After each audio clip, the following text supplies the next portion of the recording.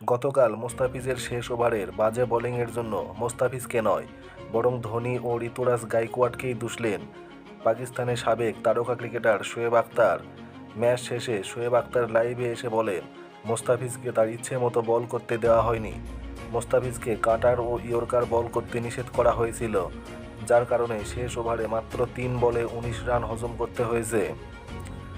মুস্তাফিজ একজন পরীক্ষিত বোলার, তার ইচ্ছের বিপরীতে তাকে বল করতে বলা হয়েছে, এমনকি তার ইচ্ছে মতো ফিল্ডিংও সাজানো হয়নি। একজন পরীক্ষিত বোলারকে যখন নিজের ইচ্ছে মতো বল করতে দেওয়া হবে না, তখন তার বোলিং খারাপ হবেই, এটাই নিয়ম, এমনটাই বলছেন শোয়েব আখতার। উল্লেখ্যত, মুস্তাফিজ যখন প্রথম ওভার বল করেন তখন মাত্র 4 রান দিয়ে তুলে নেন লোকেশ রাহুলের মহামূল্যবান উইকেট। কিন্তু ইনিংসের শেষ ওভারে গুজরাটের প্রয়োজন ছিল 17 রান। মুস্তাফিজকে বোলিংয়ে আনেন ঋতুরাজ। মুস্তাফিজ প্রথম 3 বলে দেন 19 রান, ছিল একটি নো বলও। প্রিয় দর্শক, শোয়েব আখতারের এমন বক্তব্যকে আপনি কিভাবে দেখছেন তা কমেন্ট করে জানিয়ে দিন।